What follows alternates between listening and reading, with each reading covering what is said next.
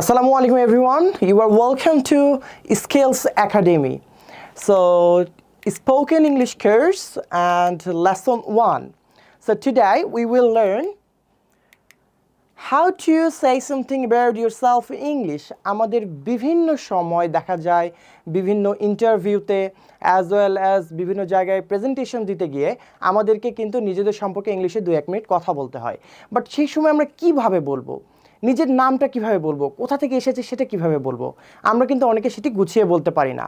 So আজকের লেসনে আমরা সেটি শিখবো যে কী করে আমরা নিজেদের পরিচয়টা সুন্দরভাবে স্মার্টভাবে ইংলিশে বলতে পারি। So let's start. সো শুরুতেই আমরা আমাদের ফুল নামটা বলবো।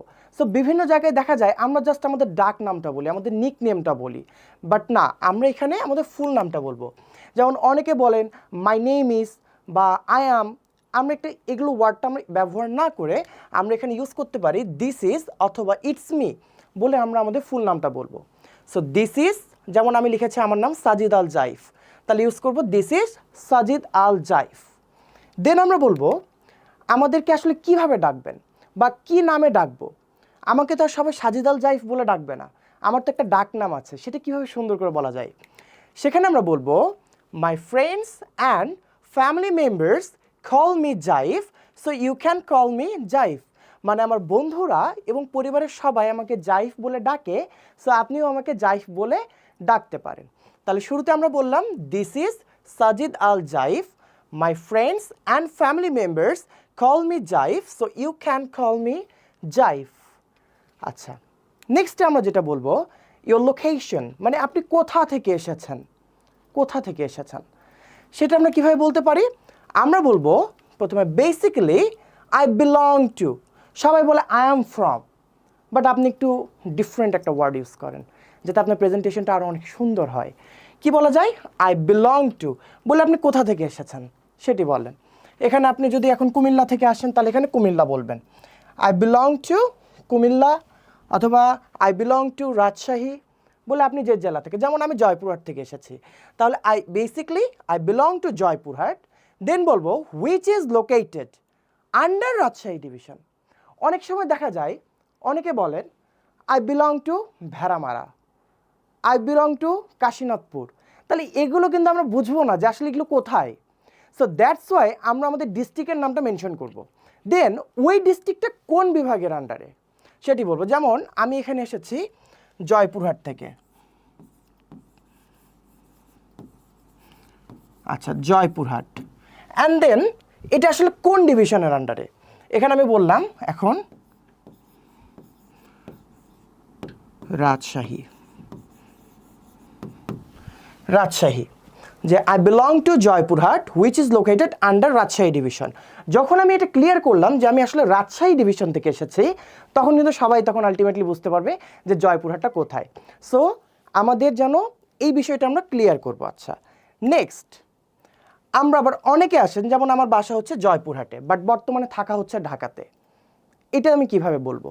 তখন আমি বলবো but currently I live in Dhaka for my study বা জব পারপাস। সো দেখা যাচ্ছে অনেকের বাসা এখন কুমিল্লাতে বাট আছেন হচ্ছে নোয়াখালী, বাসা হচ্ছে চিটাগাং, থাকছেন ঢাকাতে, তাদের জন্য শুধুমাত্র এই লাইনটি। আর যাদের বাসা হচ্ছে জয়পুরহাটে বা যাদের বাসা হচ্ছে কুমিল্লাতে বাট থাকাও হচ্ছে কুমিল্লাতে, তাদের জন্য সেকেন্ড লাইনটা প্রয়োজন নেই। জাস্ট ফর যাদের বাসা হচ্ছে একটা ডিস্ট্রিক্টে বাট পড়াশোনা করছেন আরেকটা জায়গায় বা জব করছেন আরেকটা জায়গায়, তারা বলবেন এই সেকেন্ড লাইনটা। ওকে, নেক্সট এডুকেশন কোয়ালিফিকেশন, এটা অনেক ইম্পর্ট্যান্ট একটা বিষয়। বাংলাদেশের অধিকাংশ ছেলেমেয়েরাই যেটা দেখা যায় যে নিজের এডুকেশন কোয়ালিফিকেশনটাই বলতে পারে না। সো এটা একটি খুব ইম্পর্ট্যান্ট থিং। এটা কীভাবে বলবো আমরা? এখানে আমরা বলবো যে যারা রিসেন্ট কমপ্লিট করেছেন, রিসেন্ট পড়াশোনা শেষ করেছেন, তারা বলবেন আই হ্যাভ কমপ্লিটেড। কি কমপ্লিট করেছেন? অনার্স, মাস্টার্স, সেই ডিগ্রিটা এখানে বলবেন। আপনি কি কমপ্লিট করেছেন সেটা এখানে বলবেন। দেন কোন ইউনিভার্সিটি থেকে কমপ্লিট করেছেন? ফ্রম। যেমন আমি যদি বলি I have completed my MA from Dhaka university, from north south university, from Jahangirnagar university. আপনি যদি এখানে হচ্ছে অনার্স করেন তাহলে এখানে অনার্স বলবেন, যে যে সাবজেক্টটা কমপ্লিট করেছেন। আর যারা অনেক আগে কমপ্লিট করেছেন তারা এখানে হ্যাভ বলবেন না, তারা তখন শুধু বলবেন I completed my honours masters from blah blah university. আচ্ছা, সেকেন্ড, এজ। কিছু কিছু জায়গায় দেখা যায় যে এজটা খুবই ইম্পর্ট্যান্ট, যে বলতেই হচ্ছে, তখন আমরা কি বলবো? তখন আমরা এই যে অনেকে বাচ্চা ছেলেদের মতো বলে I am 25 years old, I am 30 years old. So বাচ্চাদের মতো না বলে একটু আমরা ডিফারেন্ট একটু কিছু বলার চেষ্টা করব। কি বলবো? আমরা এখানে বলতে পারি অলরেডি আই হ্যাভ স্পেন্ট কত ইয়ার্স। যদি এখানে বলি 20 বা 25, তাহলে বলবেন already I have spent 20 years from my beautiful life. আমি আমার জীবন থেকে 20টা বছর অতিবাহিত করে এসেছি। আমি আমার সুন্দর জীবন থেকে 20টা বছর অতিবাহিত করে এসেছি। মানে বিষয়টা যতটা চমৎকার করে প্রেজেন্টেশনটা দেওয়া যায়। অ্যান্ড লাস্টে আমরা যেটা বলবো সেটা খুব সুন্দরভাবে আমরা আমাদের প্রেজেন্টেশনটা এন্ড করব। কিভাবে? আমরা বলবো this is it about myself, thank you so much for your nice attention. অনেকে দেখা যায় যে স্পিচটা সুন্দরভাবে শেষ করতে পারে না, আপনি শেষটা ডিরেক্ট বলবেন this is it about myself, thank you so much for your nice attention.